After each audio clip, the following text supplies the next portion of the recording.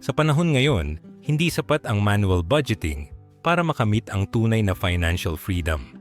Ang dami nating kababayang Pinoy na araw-araw nagbibilang ng gastos sa notebook o spreadsheet pero nauuwi pa rin sa stress at kulang ang ipon. Ang sikreto ay automation. Gamitin ang digital wallets, AI-powered apps at smart investing tools para ang pera mo ay kusang gumalaw papunta sa savings at investments. Kahit maliit na halaga, kapag consistent at automated, lalaki ito ng hindi mo halos namamalayan. Ang goal ay simple. Mas kaunting oras sa spreadsheets, mas maraming oras para sa pamilya at pangarap. Pero bago natin simulan, paki-like naman ng video nating ito dahil malaking tulong na po yan sa mga content creator na kagaya namin. Maraming salamat. Marami sa ating mga kababayan ang sanay sa traditional na paraan ng pagbabudget. Yung tipong may notebook, ballpen, at bawat gastos isinusulat isa-isa. O kaya naman Excel file na punong-puno ng formulas at categories. Pero sa totoo lang, madalas hindi ito nasusunod. Bakit? Kasi hindi tugma ang manual tracking sa realidad ng buhay Pinoy. Ang income natin kadalasan hindi pare-pareho buwan-buwan. May mga araw na may overtime, may mga linggo na walang racket, at para sa mga freelancers or online sellers, minsan malaki ang kita, minsan halos wala. Kapag ganito ang sitwasyon, mabilis tayong nadidismaya at napapagod sa kaka-encode ng gastos. Dagdag pa dyan, hindi natin kontrolado ang mga biglaang pangyayari. Isang tawag lang mula sa eskwelahan ng anak, kailangan ng bayad sa project. Isang emergency sa ospital, kailangan ng pambayad agad. At syempre, hindi mawawala ang mga biglaan na handaan, kasal o birthday na hindi mo pwedeng hindi puntahan. Kapag manual ang tracking, hindi agad nakikita kung saan kukunin ang pera. Kaya ang ending, utang na naman o ubos ang savings. Ang solusyon ngayon ay huwag nang umasa sa manual tracking. Gamitin na natin ang mga digital tools na available sa Pilipinas. Halimbawa, kung gumagamit ka ng GCash o Maya, may automatic expense categorization na. Ibig sabihin, kapag nagbayad ka ng kuryente o nag-load ng prepaid, automatic na nakalista at nakatag kung saan napunta ang pera. Hindi mo na kailangang mag-encode pa. May mga apps din na nagbibigay ng reminders para sa bills, kaya hindi ka mahuhuli sa due date. Kung gusto mong mas makita ang kabuuang galaw ng pera mo, pwede kang gumamit ng cash flow tracker. May mga apps na kayang mag-project ng inflows at outflows para makita mo kung magkano ang papasok at lalabas sa isang buwan. Kapag nakikita mo na, mas madali mong ma-adjust ang lifestyle mo. Halimbawa, kung alam mong kulang ka ng 2,000 pesos sa susunod na buwan, pwede ka nang maghanap ng extra income o bawasan ang discretionary spending bago pa dumating ang problema. Ang isa pang practical na paraan ay mag-set ng auto-reminders at auto-transfers. Kapag dumating ang sahod, kahit maliit na percentage, sabihin na nating 10%, automatic na mapupunta sa savings account. Hindi mo na kailangang isipin pa. Ang mindset dito ay out of sight, out of mind. Kapag hindi mo nakikita ang pera sa main account mo, hindi mo rin agad magagastos. Sa ganitong paraan, hindi mo na kailangang mag-spend ng oras araw-araw para maglista ng gastos. Ang technology na mismo ang gagawa ng tracking para sa iyo. Ang role mo na lang ay mag-check once a week para makita kung nasa tamang direksyon ang pera mo. Mas simple, mas mabilis, at mas effective kaysa sa manual na paraan. Kung tutuusin, hindi naman masama ang manual budgeting. Nakakatulong ito para maging aware ka sa galaw ng pera. Pero kung ang goal mo ay long-term financial freedom, kailangan mong i-upgrade ang sistema. Ang automation ang magbibigay sa iyo ng consistency at discipline na hindi mo makukuha sa manual tracking. At sa panahon ngayon na halos lahat ng Pinoy ay may smartphone at access sa digital wallets, wala nang dahilan para hindi mo ito subukan. Kapag natutunan mong iwanan ang manual trap at yakapin ang automated system, mas magiging magaan ang buhay mo. Hindi ka na laging stress kung saan napunta ang pera. at mas makakapag-focus ka sa mas importanteng bagay, ang pag-build ng future mo at ng pamilya mo. Kapag naiwan mo na ang manual trap, ang susunod na hakbang ay siguraduhin na ang income mo ay hindi lang basta pumapasok, kundi nakaset up na siya para magtrabaho para sa iyo. Sa atin dito sa Pilipinas, madalas iba-iba ang sources ng kita. May sahod mula sa trabaho, may remittance mula sa kapamilya abroad, may sideline gaya ng online selling o content creation. Ang challenge, kadalasan lahat ng ito pumapasok sa iisang account at doon din agad nauubos. Ang sikreto ay automation. Halimbawa, kung empleyado ka, pwede mong i-request sa HR na ang sahod mo ay diretso nang pumunta sa bank account na may auto-transfer papunta sa savings. Kung freelancer ka naman, pwede mong iset up ang PayPal o GCash para automatic na maglipat ng percentage ng bawat bayad papunta sa hiwalay na account. Kahit maliit lang, sabihin na nating 10% ng bawat kita, malaking bagay na kapag consistent. Para sa mga may online sideline, gaya ng Shopee or Lazada seller, gamitin mo ang built-in analytics at payout systems para makita agad kung magkano ang pumapasok. Kapag nakikita mo na, iset mo na rin ang auto-allocation. Halimbawa, kung kumita ka ng 5,000 pesos sa isang linggo, pwede mong i-program na 1,000 pesos ay mapunta agad sa savings or investment account. Hindi mo na kailangang isipin pa kasi automated na. Kung OFW ang source ng income, mas maganda kung ang remittance ay diretso sa account na may auto-transfer. Sa ganitong paraan, hindi lahat ng pera ay napupunta agad sa gastusin. May portion na nakaset aside para sa future. Ang mindset dito ay simple. Bawat pasok ng pera, may automatic na galaw papunta sa savings o investment. Hindi mo na kailangang maghintay ng extra bago mag-save. Ang automation ang magbibigay ng disiplina na hindi mo kailangang pilitin araw-araw. Kapag na-set up mo na ang wealth engine na ito, mapapansin mo na kahit hindi mo bantayan, unti-unti nang lumalaki ang ipon mo. At ang pinakamaganda, hindi mo na kailangang mag-worry kung makakalimutan mong mag-save kasi ang system na mismo ang gumagawa para sa iyo. Sa ganitong paraan, mas nagiging predictable ang future mo at mas nagiging madali ang pag-abot ng financial freedom. Kapag nakaset up na ang income automation mo, ang susunod na challenge ay kung paano mo gagastusin at i-save ang pera nang hindi mo kailangang bantayan araw-araw. Sa atin dito sa Pilipinas, malaking factor ang mga budol finds, online shopping, food delivery, at mga biglaang lakad. Madalas, hindi natin namamalayan na malaki na pala ang nabawas sa budget. Kaya ang kailangan ay smart spending at savings na supported ng digital tools at AI. Isipin mo na lang, bawat swipe mo sa GCash o Maya, may automatic record na kung saan napunta ang pera. Kapag bumili ka ng pagkain, nakatag agad sa food. Kapag nagbayad ka ng kuryente, nakatag sa utilities. Hindi mo na kailangang maglista pa. Ang maganda pa, may mga apps na nagbibigay ng alerts kapag lumampas ka na sa budget na sinet mo. Halimbawa, kung ang budget mo sa food ay 5,000 pesos kada buwan, magbibigay ng notification kapag lumampas ka na sa limit, para kang may digital financial coach na laging nakabantay. Isa pang practical na paraan ay ang paggamit ng cashback at rewards programs. Kapag nag-load ka ng prepaid o nagbayad ng bills gamit ang GCash, Maya o Shopee Pay, may mga rebates at points na pwede mong i-convert sa savings o discounts.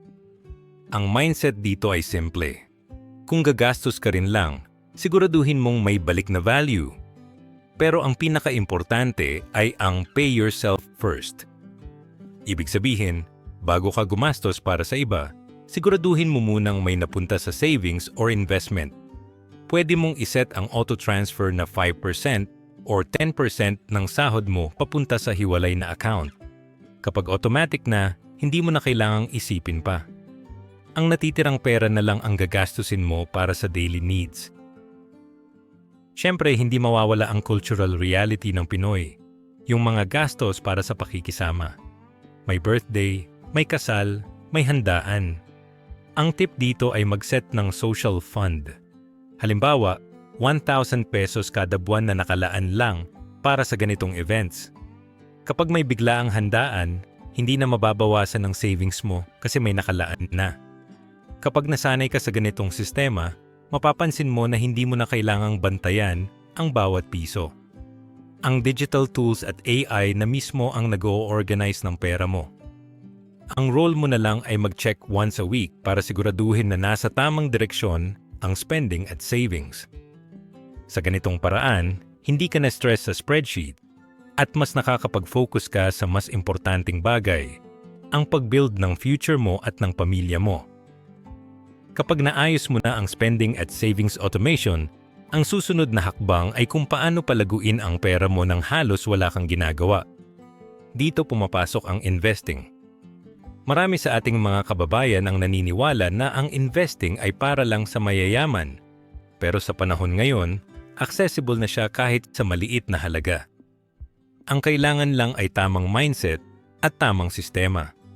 Isipin mo, kung maglalagay ka ng 500 piso kada buwan sa isang automated investment tulad ng Pag-ibig MP2, hindi mo na kailangang bantayan araw-araw.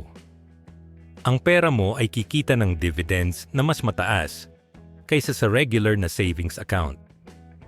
Kung consistent ka, after 5 years, makikita mo na lumaki na ang ipon mo nang hindi mo halos napansin.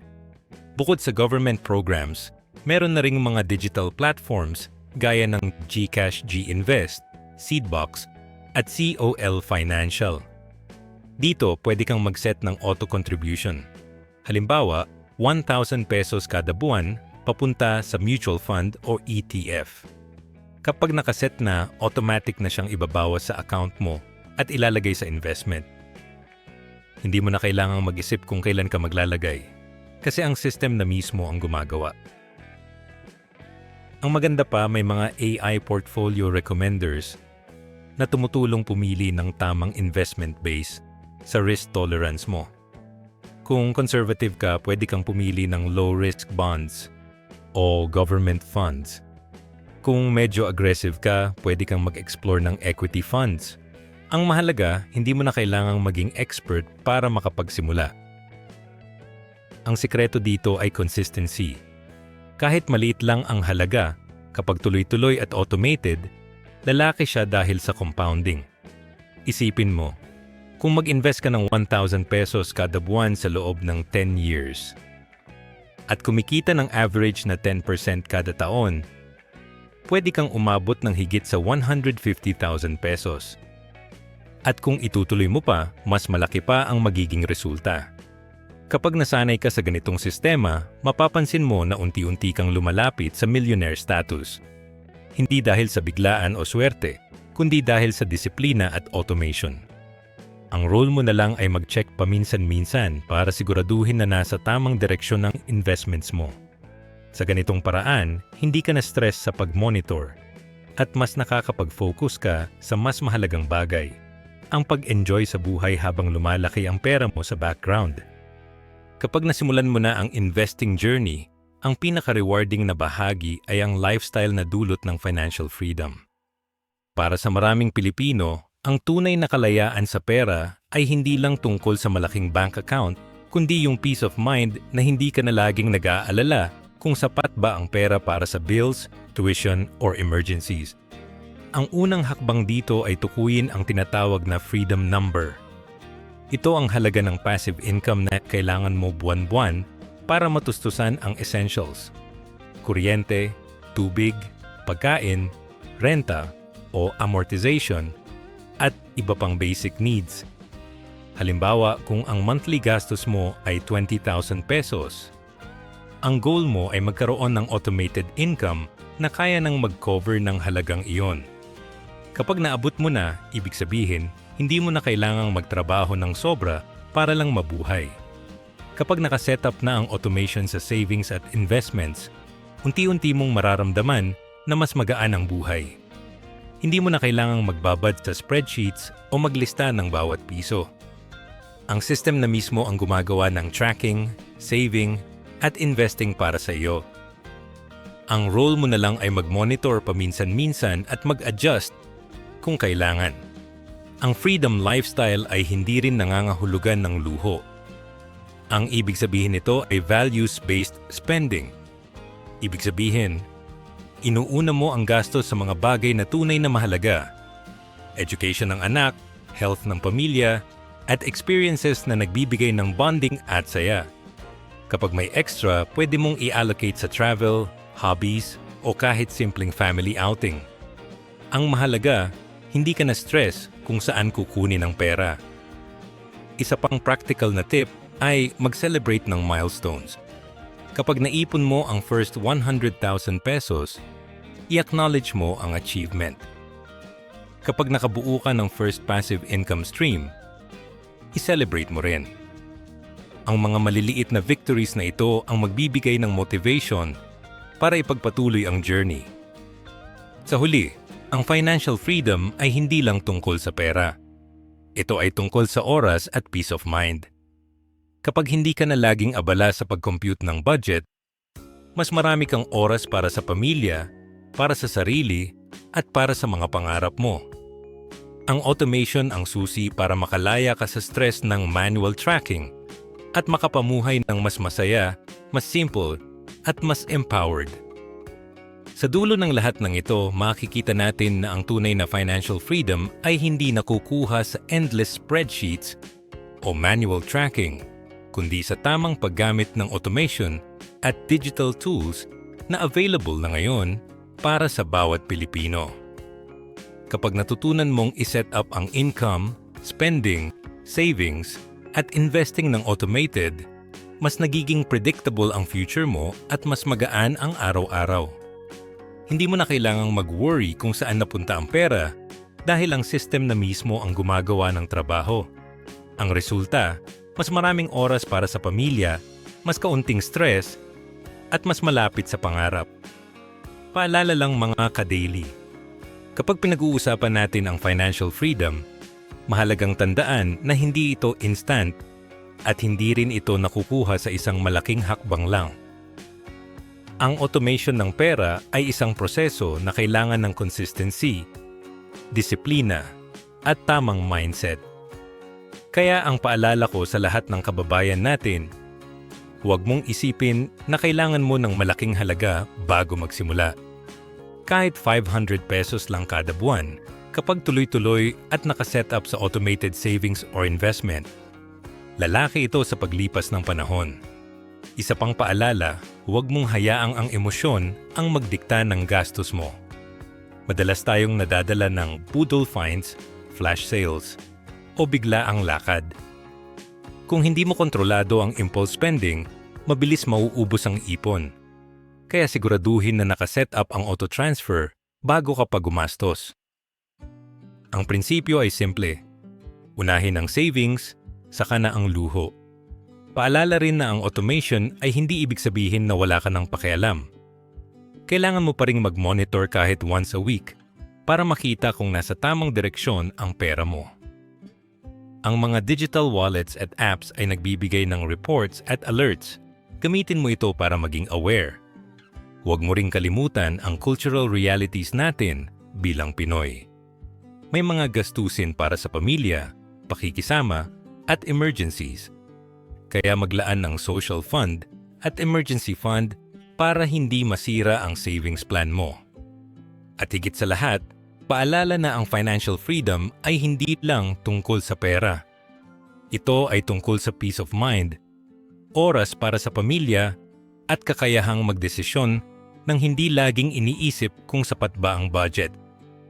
Kapag natutunan mong yakapin ang automation, mas magiging magaan ang buhay mo, mas magiging predictable ang future mo, at mas magiging malapit ka sa pangarap mong freedom lifestyle. Paki-like ang videong ito kung nagustuhan ninyo, mag-comment sa baba kung ano ang natutunan nyo dito, at para sa mga iba pang content like this, mag-subscribe kayo sa ating YouTube channel, ang The Filipino Daily. Maraming salamat.